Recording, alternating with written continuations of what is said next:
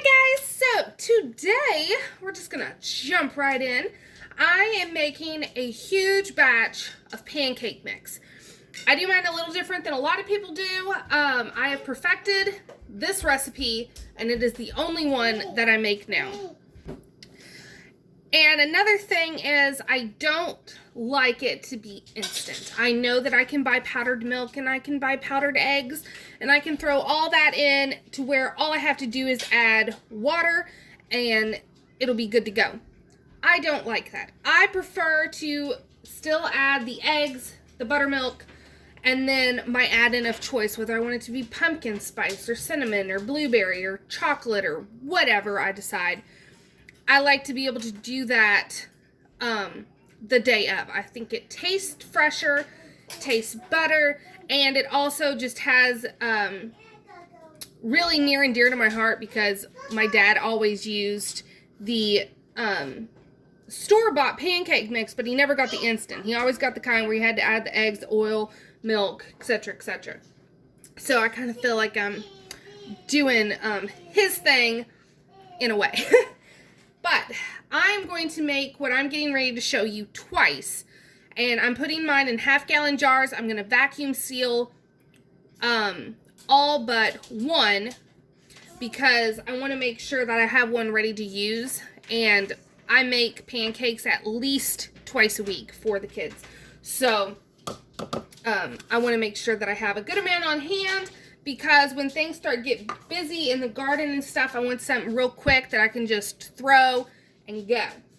So let's just get started. I have a huge bowl and then I have this underneath. This is going to act like my sifter. You don't have to do this step. I just feel like it helps more excuse me, than just whisking the mixture alone. And yes, I do have flour sifters. They're packed in a box. So I will not be using those. I'm just going to use this. So to start off, and this will make 4 batches of pancakes. And when I'm saying batches, I mean like it'll make for my family of 5 plus some to put in the freezer.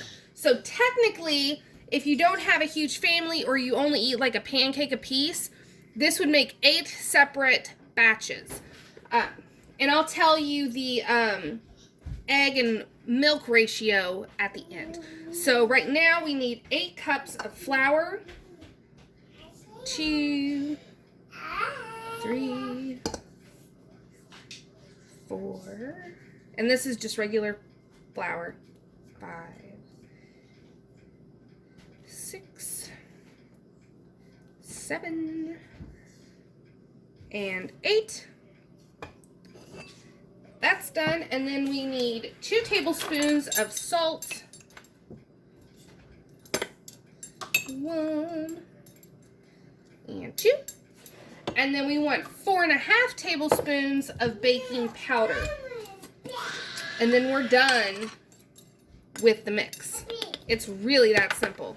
1, 2, 3, 4. And a half. Couldn't be more simple. So now, get my whisk. I'm going to whisk it while it's still in the colander, just to start the process. It's probably unnecessary, but the last thing you want is a whole bunch of salt or baking powder or both in one batch that you make and then nothing in another.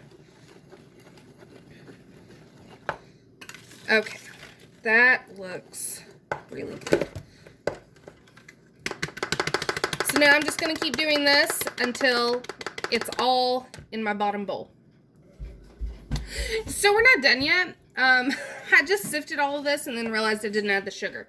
So for this batch, you want 1/2 cup of sugar. Oh, I knew I was forgetting something. I was like, that is really easy. A lot easier than what it normally is. But yeah, I was forgetting an ingredient. But that's okay. So mix your sugar in before you sift. But you can see how well that sifting just really lightens up the mixture and incorporates it really well. Okay. So that was 4 ingredients total. We had 8 cups of flour, 4.5 tablespoons of baking powder, 2 tablespoons of salt, and 1/2 cup of sugar. Now, at this point, it can be stored in your pantry in an airtight container for 3 months, or you can get by with doing it longer if you vacuum seal. It'll last longer that way, but you don't have to. And then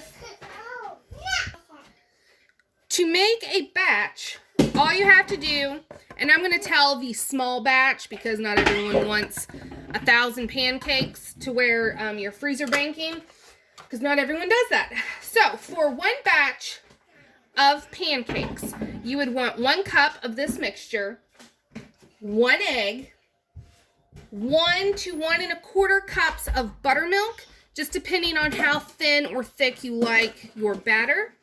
And then you want 1 tablespoon of melted butter. That's not hot anymore. You melt it, let it cool down a little bit, and mix that in.